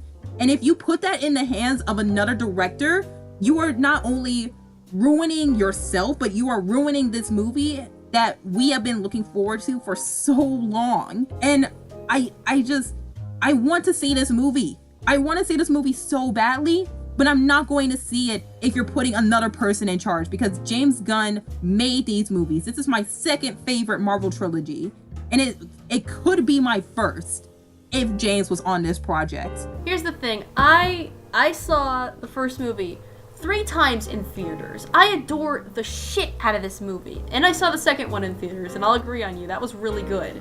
So, if you are going to choose a different director to completely botch the landing on this trilogy, fuck you! Like, Disney, you saw what happened to Solo. You want to know why Solo bombed? Because you fucked with the franchise. You completely ruined what Star Wars was and what Star Wars meant. There were no more adult themes. There were no more dirty jokes. It was all kid-friendly with Marvel-esque humor. The prequels, Star Wars prequels don't work. They never worked from the beginning. I will admit, I liked Rogue One for its darker tone, but that says nothing when you look at what has gone on in episodes 6 and 7. And Solo was just a boring fucking movie, okay? My girlfriend's listening to this right now and she's going, no, it's not. Fuck you, Zen. It was shit. It was just guide us thing. And I shouldn't be saying guide us thing because this is Han motherfucking Solo. Do you know how important this character is? And Han Solo is just a staple in this franchise. He's a badass. He's an alpha male. He holds his ground. He knows what he's doing and why he's doing it. He doesn't take shit. And Solo was just a dull-ass, boring-ass adventure movie that completely went against everything that Han was and stood for. But even then, a lot of Star Wars fans were spared from that because we don't want any more fucking Star Wars prequel. Thank fucking God Kathleen Kennedy lost her fucking job because now we're not getting that stupid fucking Boba Fett movie. Yeah, why the hell did you have to drag Harrison Ford back for this? Like, just let him die quietly, honestly. Be glad you didn't see Solo, because it was just, we were seeing a bunch of the stuff that we've heard about for years, and this should be more interesting, but Disney only cares about money and not entertainment and what we want. Not to mention that the actor that they got for Han Solo was so bad that they had to hire an acting coach for him. Plus, they made Lando Calrissian pansexual, which I'm not getting into right now. We already dived into a lot of this already, so I just know we're coming up. Well, we haven't even technically been recording for 2 hours because we've been had technical difficulties. But do you want to add something else to the James Gunn controversy besides the fact that he better fucking get his job back? Just the fact that you can't just take any random words that someone has said years ago with zero context and just make that the basis for why you're firing someone. That is just too much. Especially when this singular person is making you so much money. You're fucking up royally, Disney, and you better fix your shit. This movie is going to bomb. It's going to bomb hard. This is an attack on freedom of speech. And I really wish that James stood his ground, but unfortunately Disney is a very hypocritical, money-loving machine. So unless he gets his job back, Guardians 3 is going to bomb because real fucking Marvel fans don't care about this shit. We just want a good product. And I'm not seeing this movie unless James gets his job back. So please sign a petition. It's going to be the first link that you see in the description. Above our links and everything else. Sign it to let your voice be heard. Sign it as a defense of freedom of speech. Sign it to show your support for James and his artwork. It's not going to work. It may not work. But if we just make the outcry loud enough, then there may be just a little bit of a chance that James will get his job back. I doubt it, but hopefully by some cosmic force in the universe, it will work. Yeah, comic book fans stand for your stereotype and be the loudest voice you possibly can. Please, God, please. Ready to move on? Yes. Let's move on. Please save me. The cage is locked with a key. The dragon keeps it around his neck. To slay the dragon, use the magic sword. All right, so after 40 years, Don Bluth is rejoining Disney. Just, wow. This should be good news, right? This is good news, right, Ari? It kind of is, but it kind of isn't, because there is, when you think about it, there is a dark side to this story. Because it's been 40 years, Don Bluth is a master of his craft. If you don't know who he is, he worked on films like Land Before Time, Anastasia, All Dogs Go to Heaven, and many, many more. But his most famous work is The Secret of Nymph, which many people have seen, kind of a staple of the childhood. And this man is just a master of his craft, but you have to keep in mind that his craft is 2D animation. And after the Winnie the Pooh movie from back in 2009, 2010, Disney shut down their 2D animations department. So you gotta wonder, what is he going to do out there? Yeah, especially since Don left the company because he didn't like how the company was being ran. So he left to make his own art, and his art was, a lot of the time, 9 times out of 10, it was fantastic, but the movies that he made that really sucked and really failed was more due to studio interference than, it was more due to studio interference than on his part. I mean, I love An American Tale. A lot of people love An American Tale, but fuck FIFO Goes West. And the reason why FIFO Goes West sucked was because of studio interference. And then, of course, with Anastasia, we all have to remember that movie was largely made out of spite because Don basically stole from Disney while making that movie. You can see a lot of tropes in the storytelling and a lot of sequences of animation that looks like Disney movies. Like, I think the most blatant one that anyone can see is the part where Anastasia looks like Ariel from The Little Mermaid. Oh, yeah. Yeah. Yeah, so Don Bluth coming back to Disney, it's a big question on what is he gonna do and how is he going to survive in this company when 2D animation is pretty much dead at this point. I mean, sure, it still exists, but it doesn't exist in the final product. Yeah, like, it's clear that he's not really going to be working as like a front runner for an animated movie.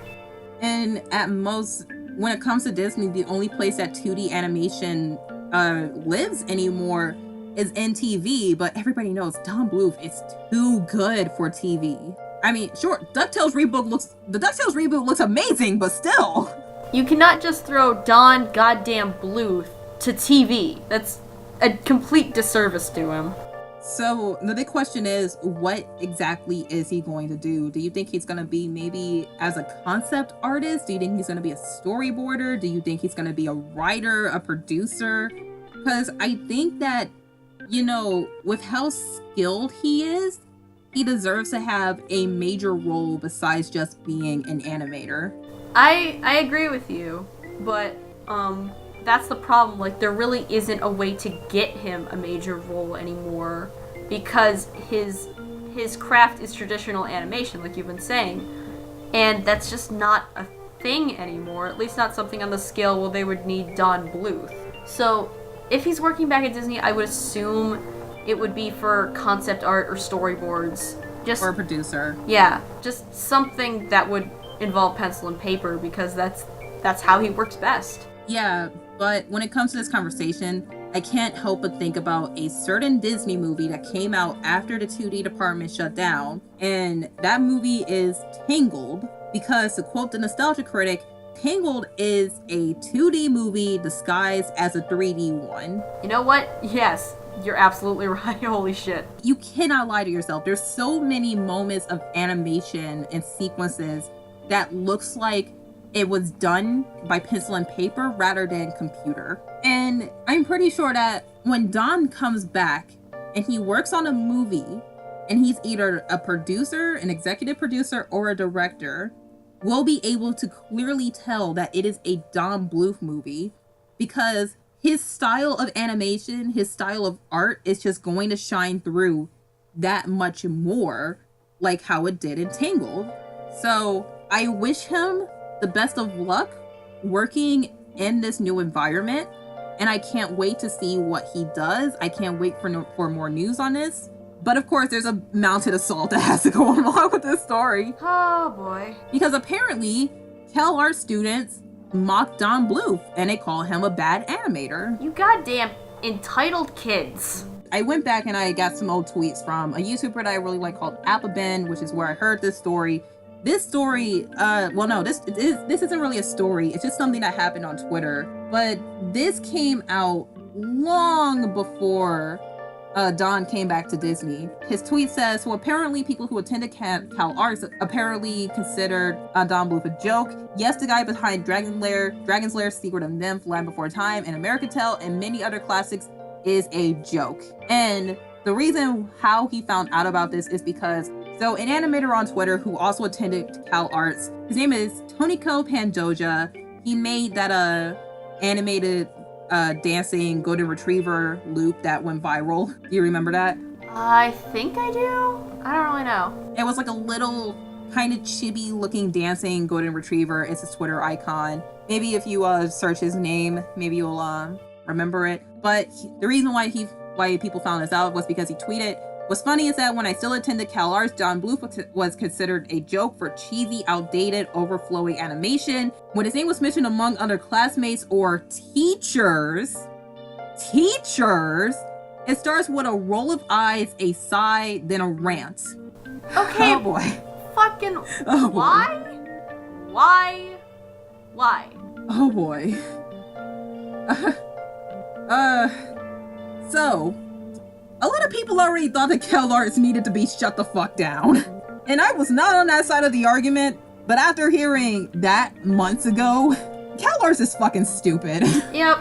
You know, there was a thread in the comments where somebody commented that he was doing a super expensive animation course, and apparently this course was 10 grand, but when you think about it, that is 10% of the cost it takes to attend Cal fucking Arts, and you're learning from an animation veteran. Now you have to ask the question, will 2D animation survive, because he specializes in 2D animation. And you know, this course is kind of exclusive as well, but it's worth more to learn animation from this animation veteran who has been out of the game for years and years and years, than to attend Cal fucking Arts for 4 years and go into debt and not being able to pay it for the rest of your life. CalArts is dumb.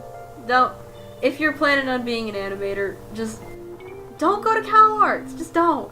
Just like don't go to art school in general, because I almost attended art school, and I was going to one of the art schools in my local city, which is one of the biggest art schools in the country. But I ended up dropping out because I realized I didn't want to go hundreds of thousands of dollars in debt for a very thankless, underpaying job. And like, I want to draw comic books, and keep this in mind, I haven't picked up a fucking pencil in months because I want to take classes that will cost a fraction of that. But yeah, no, just the fucking entitlement and disrespect coming from CalArts students that are taught the same style of animation over and over again and are going into hundreds of thousands of dollars in debt. That's just, that's enraging news.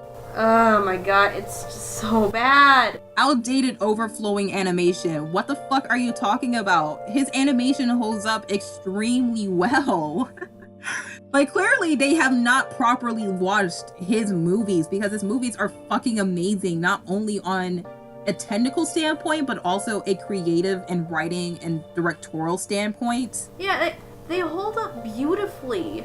Even, 10, 20 years later, what the fuck's your shit gonna look like in 10 to 20 years? It's probably gonna look terrible compared to really modern stuff. It's going to look the exact fucking same as everyone else's, because that's all that they're being taught. Yeah, they just all look the same, and it's never going to be, unique or anything to remember. Like, take what we're saying as a grain of salt, because we're not fucking CalArts students, but when you look at what's being produced by them, there's no uniqueness. There's no individuality. It's just the same product over and over again.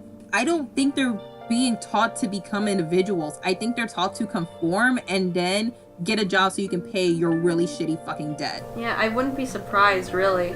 It's not fucking worth it, man. It's not worth going to art school in general. Anybody can become an artist. Anybody can become an animator.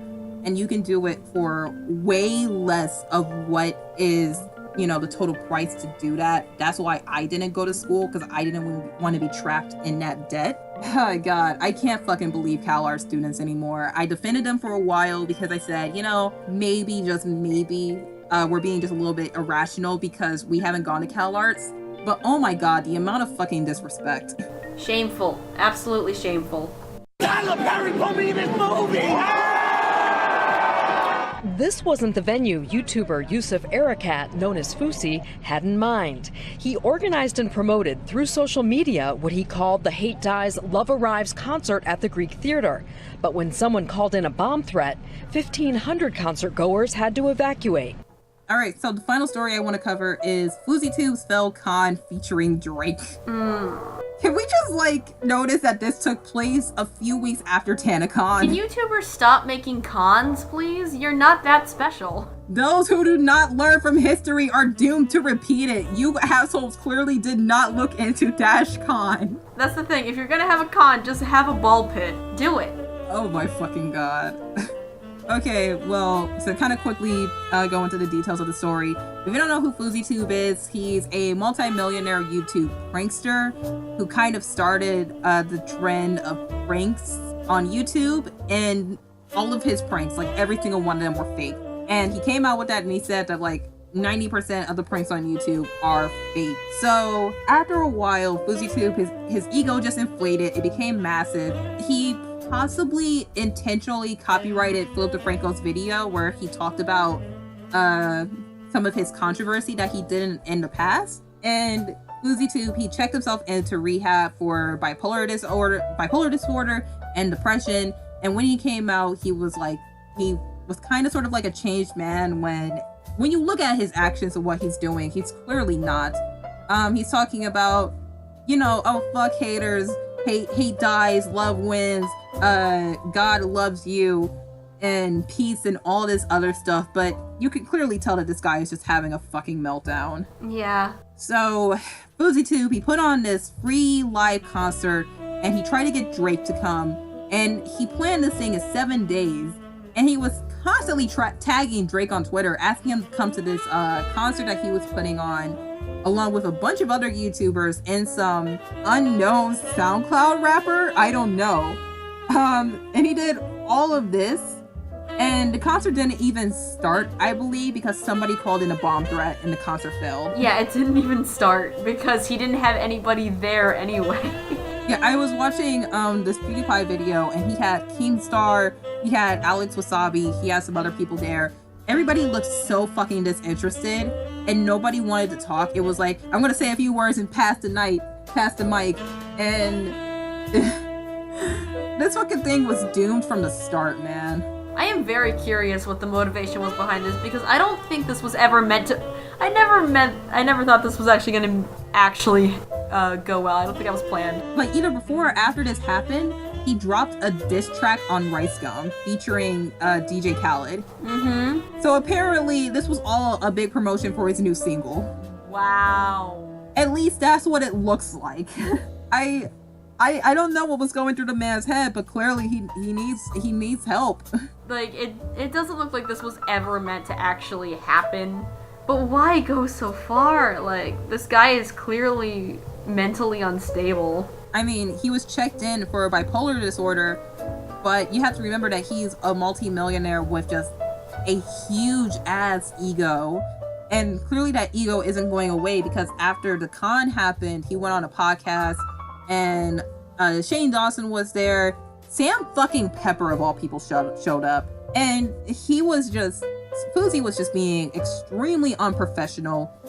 You can clearly tell that the guy was having a breakdown, and that his ego has gone nowhere since the time. He was talking about like why and how he got Drake and why he didn't come and this, that, and the other. Basically, it was just excuse after excuse after excuse. Just he's like talking about God and how he's become a changed man. He's yelling and getting in people's faces. It was just a disaster to watch. I don't know what to say about this other than, holy fuck, this happened after TanaCon. It's a disaster, but that's actually pretty funny. It is a little funny because, like, it's a lot better than TanaCon because at least nobody got hurt. Yeah, at least there weren't people going to the fucking hospital. Yeah, and it was a free event. A lot of people showed up, but it looks like it was just enough people showed up. The night didn't even start because there was a bomb threat, but again, thankfully nobody got hurt. The only person who looks really, really bad is Fousey. Again, the guy needs help. TanaCon was pretty much a scam because everyone was paying a shit ton of money. No one got in. People were actually going to the hospital because of stuff like this.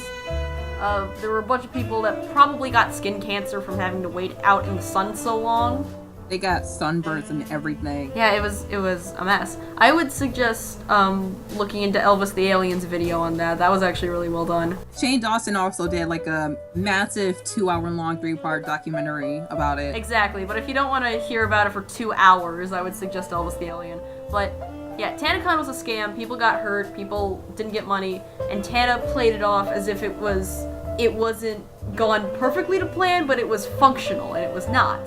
This was pretty much just an off-the-wall, sudden plan from someone who was mentally unstable. But no one got hurt, no one needed a refund, like, it was crazy, but harmless in the end. Because when you look at the past and all of these failed cons, DashCon, Rainforest, TanaCon, Flouseytube's Con, the reason Fire why Festival, they failed... Oh yeah, Fire Festival. The reason why they failed is not only because they were a scam, but because they were very ill planned. Like, you want to know how cons like San Diego Comic-Con, VidCon, Anime Expo, you want to know how these cons succeed? Because they have a shit ton of planning goes into them. You can't just plan an entire con in a week. You can't plan an entire con for a month. You have to, like, plan this shit a year in advance. You have to spend a lot of money on security and guests, and you have to like find volunteers. You have to do so much in order to make sure that this runs well. You have to think of this shit like planning a wedding. This takes a lot of shit. I mean, Emma, you and I have been going to YomaCon for the past several years, and I've never had a bad experience there. In fact, in the 5 years I've been going to YomaCon, they've only improved. Yeah, I'll agree to that. I have heard horror stories on the Facebook page because I check it every once in a while after the con, but there's never anything so monumentalously bad that everyone hears about it. At Yoma, the only thing that they've done that was a little bit of a fuck up to you and me was double planning, but even then, we were like, oh, okay, whatever, that's understandable, let's just go do something else. Yeah, it was just a little double booking accident. And there's like a billion panels going on at once, so that wasn't even a big deal. With DashCon, people were scammed out of their money and they were hungry and nobody got a refund. Rainforest more failed on the attendance and not the planners, so Rainforest is kind of out because it was the planners' fault. With Fire Festival, it was a bunch of rich kids going to a party that was a giant scam. TanaCon is the fucking worst example because people got hurt going to that. Mm-hmm. With Flouseytube, it's just its own thing because it was ran by a guy who's mentally unwell, who has a huge ego, and again, thankfully nobody got hurt. Thankfully the night didn't start, but it was still so big that it gained a lot of attention, and it only goes to show you, damn, don't be a YouTuber. Yeah, somehow being a massive YouTuber just fucks with your head. Like, some people are not meant for fame mentally. Like, you're not ready for this. So, basically what I kind of wanted to take away from this is that I feel bad for Fousey because clearly he did not get the help or the treatment that he needed. And, you know, I feel bad for the people that went there. I feel bad for the people that wasted their time. I feel bad for the guests that were there, but I mostly feel bad for Fousey. And I don't like the guy. I never liked the guy. I wasn't a fan of him when his ego shined through and he was taking down YouTube videos. that was when I really didn't like him. And I hope that he can change for the better by getting proper help. But I don't think he's going to after just what happened with this mess. So, oh my god. We know it's not gonna happen. But get help, Flousey. Just, what are you doing? He's not even listening to this, but still, let it just be an example. Hopefully, after TanaCon and after this shit with Flouseytube, no other fucking YouTuber does another fucking con again. Just a note to all YouTubers, no matter how big your following is, no matter just whatever has happened, do not make your own con. One person cannot make their own con. Especially if you're trying to plan this, like, a few months ahead of time. Like, Youmacon, like, launches that, hey, this is gonna be good, we're gonna do it, like, January, and then the con is in November. It takes a long time to plan this shit. You don't just put ticket numbers in a venue into a con. You put in security. VidCon pays over $1 million for security. You have to have a space for vendors. You have to have food. You have to have entertainment. You have to have so many things to make sure that this goes off and it goes off well and everybody is safe, okay? Because if your con is extremely ill planned, people are going to feel like they've been scammed. People are going to get hurt. There's going to be a riot. It's going to look bad on your image. And it's going to make national fucking news, and you're going to go down in meme history and internet history, matter of fact. And an internet historian is going to make a video on your ass, and it's going to be fucking amazing, and we're all gonna laugh at it. Pretty much.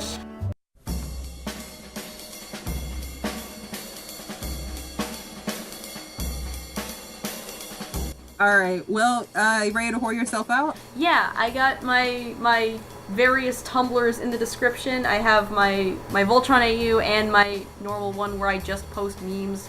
I've probably posted about 5 just relating to Adam. Oh god. I have this channel that you can subscribe to. I have my Twitter at CallMeAriNS. I have my Twitch, Ko-fi, and my anime list. They are all under Call Me Ari. All of those will be linked in the description below. And yeah, if you guys would, if you guys enjoy this podcast, you can subscribe to the channel.